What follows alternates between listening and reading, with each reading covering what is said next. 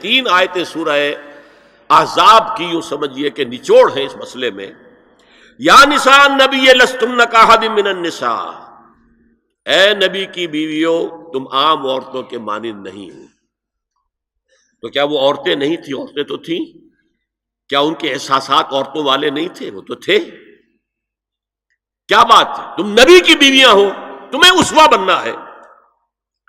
ان اتقیتن فلا تخضعن بالقول، اگر تمہیں واقعی اللہ کا تقوی اور خوف ہے تو کسی اجنبی سے اگر بات کرنے کی ضرورت پیش آ جائے تو اپنی آواز میں لوچ مت پیدا کرو. فَيَطْمَعَ الَّذِي فِي قَلْبِهِ مَرَضٌ، کہ جس شخص کے دل میں کوئی روگ ہے، گندگی ہے، وہ کوئی آس لگا بیٹھے کہ یہ جو مجھ سے گفتگو کر رہی ہیں، جس انداز میں کر رہی ہیں، جس لگاوٹ کے ساتھ کر رہی ہیں، تو کوئی نہ کوئی موقع ہے میرے لیے. اِنَّا لِلَّهِ وَإِنَّا إِلَيْهِ رَاجِعُونَ. کرخت آواز میں بات کرو. وَقُلْنَ قَوْلًا مَعْرُوفًا، اور معروف بات کہو. صرف اس سے آگے بڑھنے کی کوئی ضرورت نہیں. وَقَرْنَ فِي بُيُوتِكُنَّ وَلَا تَبَرَّجْنَ تَبَرَّجَ الْجَاهِلِيَّةِ الْأُولَىٰ، اور قرار پکڑو اپنے گھروں میں، وقار کے ساتھ رہو اپنے گھروں میں. تمہاری اصل جگہ گھر ہے، باہر نکلنا تمہارا کام نہیں ہے. ہاں ضرورت ہو سکتی ہے، اس کا بعد میں ذکر آ جائے گا، لیکن فلسفہ کیا ہے؟ عورت کی اصل جگہ اس کا گھر ہے. جو ڈیوٹیز کی تقسیم کر دی گئی ہے اللہ کی طرف سے، اس میں عورت کا اصل مقام اس کا گھر ہے. میں حدیث سنا چکا ہوں کہ جب گھر سے عورت نکلتی ہے تو شیطان تاکتا ہے اس کو، اور پھر ظاہر بات ہے کہ اس سے جو فتنے پیدا ہوتے ہیں وہ سب شیطان کے ذریعے سے ہوتے ہیں. وَلَا تَبَرَّجْنَ تَبَرُّجَ الْجَاهِلِيَّةِ الْأُولَىٰ، اور جو جاہلیت تھی، اسلام کے آنے سے پہلے کا جو دور تھا، اس میں جس طرح تم بند سمر کر اور لوگوں کی نگاہوں میں آنے کے لیے نکلتی تھیں، اب وہ طریقہ اختیار نہ کرو.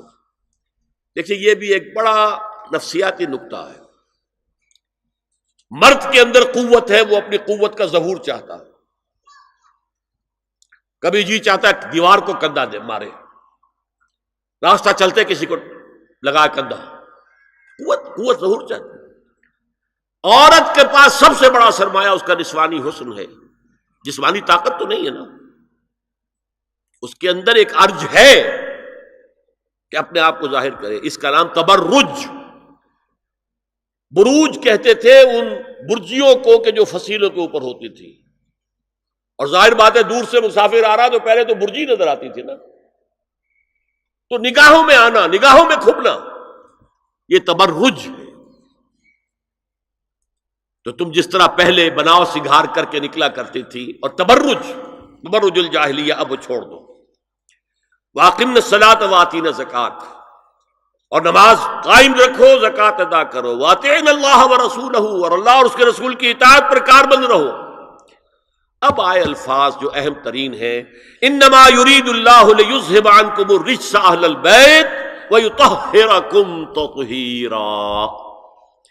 اے نبی کے گھر والیو، اللہ یہ چاہتا ہے کہ تم سے ہر طرح کی برائی، ہر طرح کی ناپاکی کو دور کر دے اور تمہیں پاک کر دے. پاک کرنا کر، خوب خوب خوب خوب.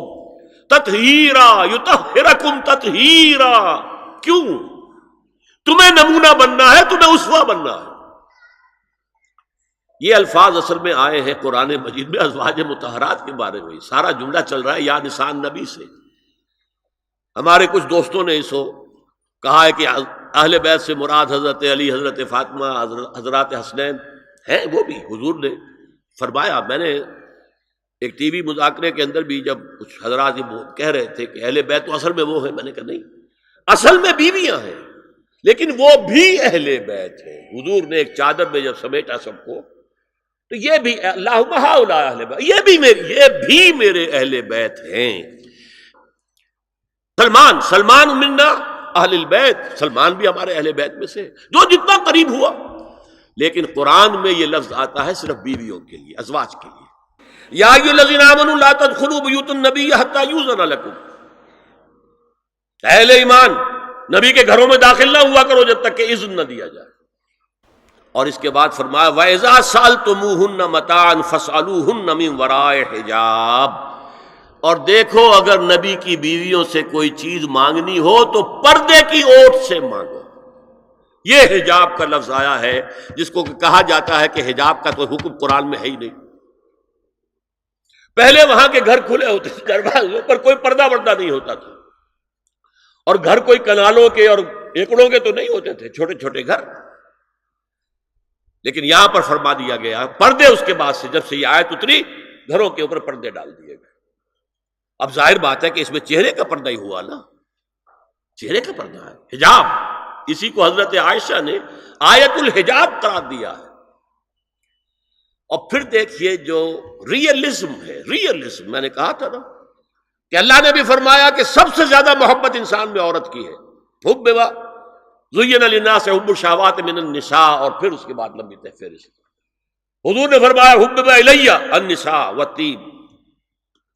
یہاں بھی فرمایا گیا ذالکم اطہر لقلوبکم وقلوبہن، یہ زیادہ پاکیزہ بات ہوگی تمہارے دلوں کے لیے بھی اور ان کے دلوں کے لیے بھی. اگر نبی کی بیوی بے حجاب تمہارے سامنے آ جائے گی تو وہ نبی کی بیوی ہے اور ازواج مطہرات ہونے کی حیثیت سے تمہاری ماں بھی ہے، لیکن ایک عورت بھی تو ہے. اور تم چاہے صحابی ہو کچھ بھی ہو، تم مرد بھی تو ہو. یہ مرد اور عورت کے درمیان جو کشش ہے یہاں بھی اس کا ساس.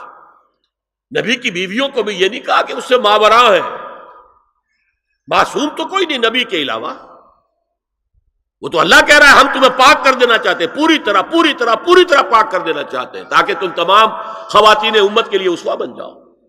فرمایا یہ جو پردے کی اوٹ سے کوئی شے لینا دینا ہے، اس لیے تمہارے دلوں کے لیے بھی زیادہ پاکیزہ بات ہے اور ان کے دلوں کے لیے بھی. یہ ہے اللہ تعالی کا حکم سورہ احزاب کے اندر. اس کے بعد اسی سورہ احزاب میں اس سے جو مستثنا ہے گھروں میں اذن لیے بغیر بھی داخل ہو سکے، جن کے سامنے ازواج مطہرات اپنے کھلے چہرے کے ساتھ آ سکتی تھی، ان کی ایک فہرست دی گئی. یہ مختصر فہرست ہے. لا جناح علیہن فی آبائہن ولا ابنائہن ولا اخوانہن ولا ابناء اخوانہن ولا ابناء اخواتہن ولا نسائہن ولا ما ملکت ایمانہن واتقین اللہ ان اللہ کان علی کل شیء شہیدا. کوئی حرج نہیں ہے ازواج مطہرات پر ان کے باپوں کے سلسلے میں. ابو بکر آئے تو جائیں سیدھے حضرت عائشہ کے حجرے میں، کون روکے گا؟ اور بیٹوں کے اور ان کے بھائیوں کے اور ان کے بیٹوں کے بھائی بھتیجے اور ان کی بہنوں کے بیٹے یعنی بھانجے. ولا نسائہن، نسائہن اس کو میں چاہتا ہوں نوٹ کریں آپ، اپنی عورتیں، جان پہچان کی عورتیں، اجنبی عورتیں نہیں. اس پر مزید گفتگو ہوگی سورہ نور کے حوالے سے. ولا ما ملکت ایمانہن، اور جو ان کے ملک یمین ہیں. ان میں ایک رائے یہ ہے کہ مراد صرف باندیاں ہیں اور ایک مراد یہ ہے کہ اس میں مرد غلام بھی شامل ہیں. ایک رائے یہ ہے کہ مرد غلام جب تک کہ ابھی وہ بالغ نہ ہو، بچہ ہو. بہرحال یہ آراء ہے علیحدہ.